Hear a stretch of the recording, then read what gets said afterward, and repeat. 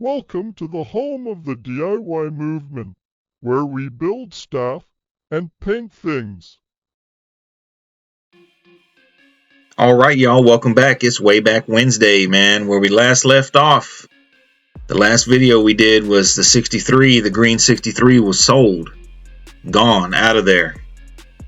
So I picked up this, this was an 88 luxury sport. Actually, I believe I picked this car up before the 63 sold, but since it was the next car in the, in the sequence or whatever, we're going to get to it now, man. So this 88 luxury sport, right? If you guys know me or know me personally, man, I have a soft spot for Monte Carlos, especially the luxury sports. To me, I think they're the best G-body. Although a close second is the Regal. And the only reason I like the Regal, well, not the only, but chrome bumpers. And I think the Regal is kind of more of luxury. And the luxury sport or the Monte Carlos are more kind of sporty, I guess you can say. Not exactly a sports car, but anyways, man, this car right here, if you guys remember on Lay It Low, because this car, I believe we're in the year 2016, which is 10 years ago now. So it's not, I mean, I guess it's still a Way Back Wednesday, but it's not way back like the 90s stuff, how we first started out this series. Man, when I bought this car, and I posted on Lay It Low, and it's crazy because a lot of people made fun of it, or made fun of me for buying it. I bought it for $5,000 in 2016. And this thing was one of the cleanest luxury sports I've owned. I think the cleanest one we already did a Way Back Wednesday was the white one that I painted, or had painted silver. But this was a really close second, man. And we're going to get into some of the things to look for on these cars. When you're looking to buy one. Right off the bat, it's really hard nowadays to find one in this condition. And when you do, nowadays they're gonna want, stupid money, $16,000, $18,000 for a leaky 305, So kind of those days are kind of gone. I mean, they're still out there. You're still able to find them. But with social media having such a far reach, it's hard to find.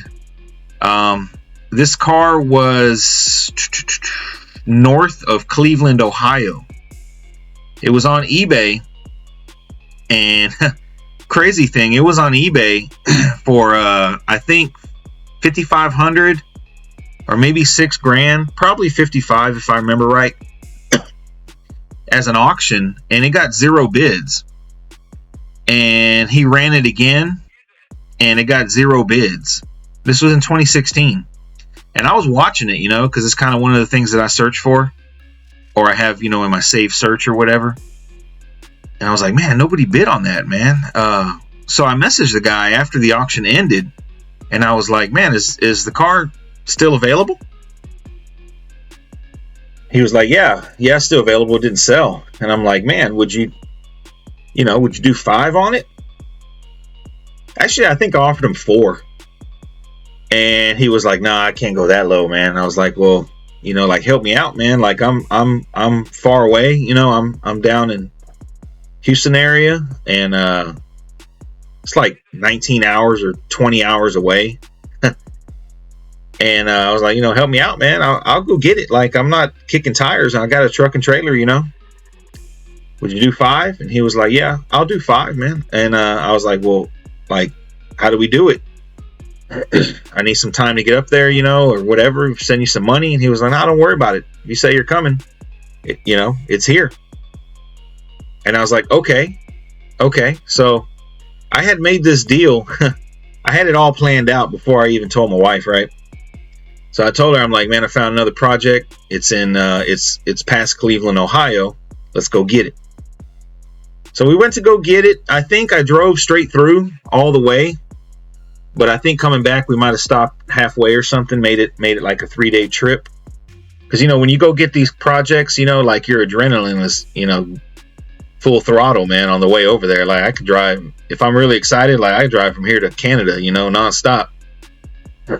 But when I got there, so in the pictures on eBay, it looked clean, man, and but it had a lot of orange peel. So I was like, well, has the car been repainted? And he was like, yeah, it's been repainted, but they never buffed it. You know, it's been and I said, well, like, how long has it been repainted? He's like, oh man, years. It's like, man, it looks pretty nice in the picture. And he's like, it is nice. It is nice. It's a nice car. It's just, you know, it's time for it to go. So I was like, okay. So when I got there, I'm like, you know, we're pulling up, or we're getting close to the dude's house. And I have like a checklist in my head, right, of things that I look for when I'm buying a car, or specifically, you know, a car like this. First thing is title.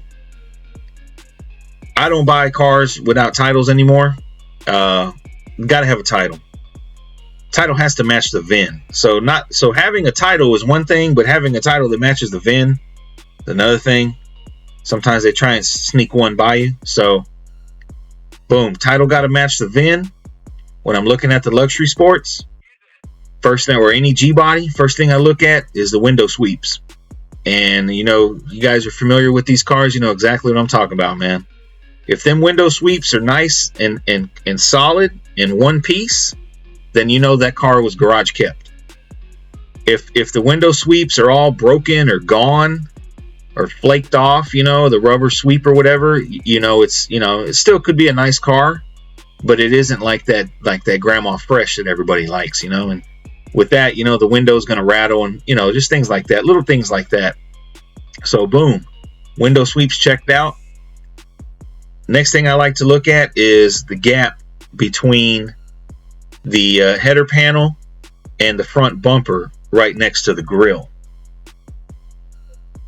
This gap right here is what I'm talking about, which this gap is nice and tight. Usually if the thing is kind of holed out, the front bumper is going to sag. You're going to have a gap right there between the header panel and the bumper. It's not the end of the world, but that is one thing that I look for, you know, trying to distinguish the quality of the car that I'm looking at. Now here's another picture of the front end showing the whole front end. So title checked out, window sweeps checked out, header panel checked out. Another thing I like to look for is if the tail lights have the original, I guess, like pinstriping on them on these luxury sports. I'm not sure if they came on the super sports or not, but I know on the luxury sport the tail light has a little pinstripe. See if I have a picture here. Yeah, see the little silver pinstripe around the tail light lens. If I remember right, on this car, I think the driver's side was good and the passenger side was a little worn out. So it's still clean. Another thing on these G bodies, of course, is, you know, the top of the back seats, they're usually faded from the sun. So if they're nice and still, you know, clean looking, it's another indicator that it was garage kept. Also on these luxury sports, of course, the stainless, you know, rockers, they're kind of hard to find. You can pop them up on eBay.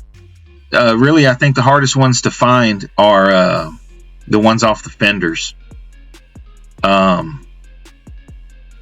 think really the hardest piece to find is going to be between the wheel well and the front bumper. Those two pieces right there, left and right side. To me, they're the hardest ones to find. So this car had all the stainless.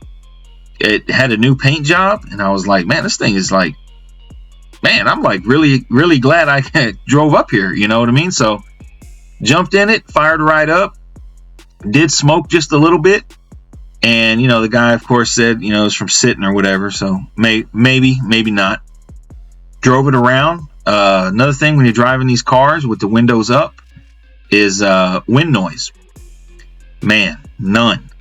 No wind noise. AC worked. And I was like, damn, man, this is a nice damn car, man. I wasn't trying to get too excited, you know, because I was still going to try and beat the dude up over the price. I was like, you know, I mean, it's nice, you know, driving around or whatever, telling him. And we got back to his house, and he's like, what do you think? I was like, you know, tried to offer him less, but he wasn't having it. He said he already came down, you know, and of course, you got somebody else interested, you know, the typical back and forth when you're trying to buy a car, right? So I was like, man, okay, boom, here. Paid him $5,000 for this car. Now, this was in 2016. Now, there's other things with the G-bodies, you know, cracked dash and, you know, stuff like that, which I have a picture of the dash. Let me show you. So like I said, here's the dash, man, no cracks. And on top of that, I really like gray interior, you know. I mean, it's not the faded burgundy, it's not the faded blue. You know, I like the tan interior, but to me the gray is as good as it gets. And then on, you know, with a black car, it just looks classy, you know, not overdone or anything. So man, I bought the car and we towed it all the way home, man, from past Cleveland, Ohio. I forgot what town it was, but I know we went past Cleveland, and I believe that's the furthest north that I've ever been. I forgot the town though, but a little small town on the north side of Cleveland, Ohio. We loaded it up and towed it all the way home, man, with my back then my Chevrolet 1500 HD, just like they used to call them heavy half, which my dad still has that truck actually, man. It's a 03, still really nice condition. So anyways, so we're coming home, you know, and all is well, man. I bought the luxury sport. Made a topic on Lay It Low back then. People said I overpaid for $5 grand, man. So I wonder if anybody's watching who was laughing back then. I challenge anybody, man, to try and find a car in this condition. Just finding a car that don't have a cracked dash and AC work for less than $15,000. Good luck. That's all I got to say. So it had power windows, it had tilt, you know, it had air conditioning, still had the factory radio. You can see it wasn't all cut up, you know. It was right up my alley. That's exactly how I like to buy them. Here we are, we got it home. Like I say, on that passenger's tail light, that pinstripe kind of wore off. But one thing I didn't really like about this car was it was two-tone. It was charcoal gray on the bottom half like that. It doesn't look bad, but I was like, I'm a painter, right? You know, so I thought, I already painted 2 cars and all this miscellaneous trim and stuff for all the, you know, headliner and all this stuff. Like, I could paint that. I could respray the bottom half of that car, man. That ain't nothing. So I did. We'll get into that. But that was one of the things that I didn't like, was like, man, you know, I don't really like two-tone. It'd look a lot better if it was all black. So I was like, man, I could probably fix that for like less than $200, you know, some cheap black base coat, some cheap clear, and 1 day of work, you know, half a day of work, really. So the first thing that I did, man, because when I got this car, I was like, man, this thing is like factory fresh, man. I really don't want to do anything to it. I don't want to, you know, lift it. I kind of like it as is. But I was like, man, this thing would look a lot more proper if I had some stock hubcaps, right? So if I remember right, I want to say I hit up my friend Julio, Short Dog, if anybody's in the Houston area. You know, he's always got nice stuff, man. He had a set of stocks with hubcaps and brand new tires. End up buying from him. I think I end up selling the other rally wheels, or whatever you want to call them, for even money or something close to it. And I put on these wire hubcaps, right? Yeah, so in my opinion, it looks better with the wire hubcaps. I also liked about this car is that it didn't have a vinyl top. I like them with vinyl tops. I prefer them without. I like the vinyl tops on the Regals. I mean, you can go either way, but for a luxury sport, I really like them bald like that. With a roof or without, doesn't really matter. But man, this thing was factory fresh, just like that, man. And you guys know I painted the 62, the rooster, and burned through and all that with the buffer. Painted the 63, you know, 2 or 3 times. Burned through with the buffer, burned through wet sanding, all that. So I felt like I had a little bit of experience with the wet sand and buff. And you know, like I say, this car had a new paint job on it, or newer, and had a lot of texture, peel. And so I was like, I'm gonna buff it, right? So I buffed it. I think I just hit it with 1500 and up to 3000, and then buffed it. I mean, back then I was still using that cheap compound clean cut, and I don't even remember what else, man. Probably some 3M stuff, or who knows. Definitely not the products I use now. Still have the DeWalt polisher. So, you know, it was done on a rotary, but yeah, so all I did basically at this point was put the hubcaps on and wet sand and buff it. Here's a couple more pictures of the interior, man. Like I say, factory fresh, no cracks. I think the only thing that would have made this car nicer, I really like the floor shift and bucket seats in a luxury sport and ultimately a T-top, but floor shift, bucket seat, T-top, luxury sport with no cracks on the dash, that's a tall order, man, and that's really hard to find. And if you do find it, I mean, you're gonna pay for it. But this was still a really nice car, man, and like I say, it was black and two-tone. And man, was that AC cold. It still had R12 Freon, so that AC was frosty. Here's a couple pictures after I had wet sand and buffed the car. Of course, probably in the pictures it doesn't look any different. But I do remember I basically kind of wet sanded the big areas. I didn't really do a full, you know, every square inch. Kind of just hit the hood and the trunk and the roof and big areas on the doors. Kind of just to flatten it out a little bit, just to make it look a little bit nicer. And it worked, man. So like I say, this was in 2016, man. So this was the third car in on the buffer, and another learning experience. We're going to get into it, trying to buff a black car without leaving swirl marks, and at the same time removing all the scratches. Definitely a learning curve with black paint. Yeah, man, here's the car outside. So at this point, you know, I'm in the car for $5. I want to say I paid like $2 for those wire hubcaps and wheels and tires, and the gas to go get it, you know. So, you know, $5,600. And I was on the fence about what I'm going to do with the car, but old habits die hard, or old habits never die, right? So I was like, man, I'm going to go ahead and cut it like I do everything else. So I reached out. We're coming up on almost 18 minutes, man. So we're going to cut this one here. But I reached out to Walt at Street Toys and ordered a little 2-pump whammy kit. And, you know, he shipped it. And what I really liked about this whammy was the double pressure, which I think is a CCE thing. I could be wrong, but I did like the double pressure, the double return. So you can do a lot of different things with it. It was super basic kit, man. You know, the Chinese deltas and the little weenie check valves and the little weenie slowdowns, you know, but it was just a lay and play, you know. But hey, these dumps didn't leak. You know what I mean? Like Black Magic dumps. But anyways, we're going to get into it on the next one, man, where we do our thing to it.